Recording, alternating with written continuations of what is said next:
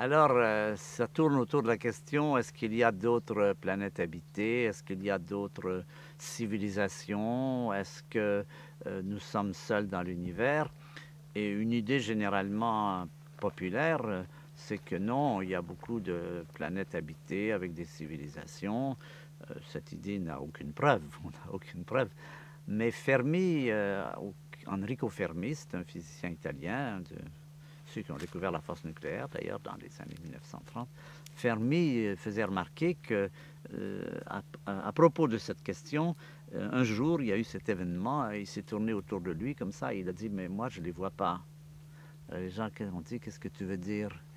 Bien, il dit, voilà, ici sur la Terre, nous avons évolué depuis que l'humanité est apparue, il y a quelques centaines de milliers d'années. Il y a quelques décennies, on a commencé à découvrir la physique, les moyens de transport. Et aujourd'hui, on est en mesure d'aller sur la Lune, sur Mars, sur Jupiter. Et il y a de bonnes raisons de penser que d'ici quelques temps, on ira peut-être sur les autres étoiles. Peut-être ça prendra du temps. Alors il s'est dit ceci. Donc notre civilisation, elle est arrivée à ce stade où elle peut commencer à explorer son système planétaire et à plus long terme le système des étoiles. Alors il dit, s'il y a d'autres civilisations, il n'y a aucune raison que ces civilisations aient débuté en même temps que nous. Ouais. Il est tout à fait possible que ces civilisations, il y en ait qui soient bien plus avancées que nous et d'autres qui en soient encore au niveau des dinosaures. On peut imaginer qu'il y a toute une distribution. Ouais. Alors, s'il y a des civilisations en très grand nombre, comme vous le prétendez, ces civilisations, il n'y a aucune raison pour qu'ils ne soient pas arrivés déjà depuis longtemps à un niveau technique tel qu'ils peuvent explorer l'ensemble de leur galaxie. Ouais. Donc, c'est pour ça qu'il a dit, je ne comprends pas, si tel est le cas, que nous n'ayons pas déjà été visités par un grand nombre de civilisations beaucoup plus avancées que nous techniquement. Et c'est ça qu'on appelle le paradoxe, je ne sais pas si c'est le bon mot, mais la question, l'objection, c'est une objection. Fermi disait, c'est une objection à l'idée que les planètes, qu'il y ait beaucoup de planètes habitées.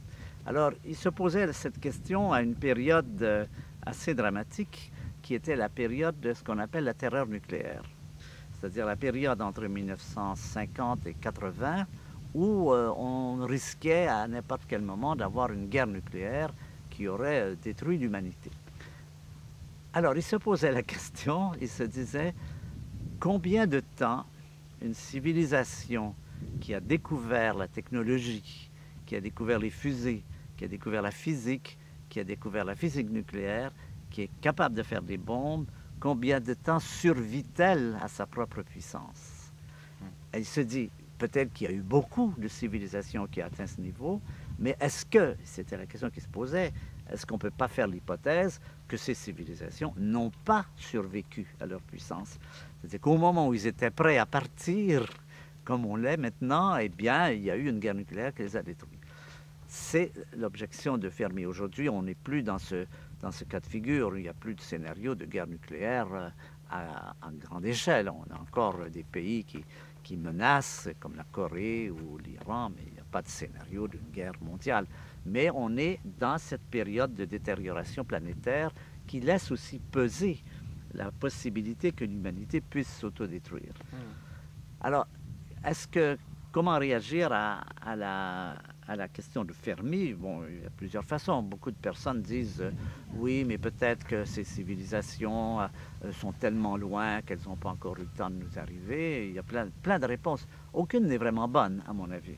On n'a pas de vraie réponse. Je trouve que l'argument de Fermi, l'objection de Fermi, est vraiment un argument important dans le cadre de la question y a-t-il d'autres planètes habitées? Il y a une réflexion moi, que je me fais, c'est complètement une opinion. Enfin, je me dis que aussi il pourrait y avoir des civilisations très évoluées qui ne daigneraient même pas nous voir parce qu'elles nous considéraient comme on considère nous des animaux par exemple. Oui. Et même peut-être en nous observant, on considérait qu'on n'est pas forcément une civilisation qui a atteint une maturité qui vaille le coup de... Oui, c'est possible. On détériore notre planète justement, on n'est pas très... C'est possible, mais si vous regardez, c'est intéressant de faire une comparaison historique avec les grandes découvertes sur la Terre. les Européens, les Portugais, les Espagnols, quand ils ont commencé à explorer dans les années 1400, 1500, quand ils ont exploré à peu près toute la planète, ensuite les Français, les Anglais et tout ça, ils sont allés partout. Et même les îles où il n'y avait que des animaux, ils sont allés les explorer. Et ils ont pris des esclaves un peu partout. Il faudrait compter sur la magnanimité des gens qui sont plus avancés que nous. Et quand on voit l'exemple des Mexicains, les Mexicains ou les Américains, les Indiens, qui, dans certains cas, pensaient, il y avait des légendes qui disaient que des gens viendraient de l'océan, de l'autre côté de l'océan et qui viendraient en bienfaiteurs, eh bien, ils ne sont pas venus en bienfaiteurs.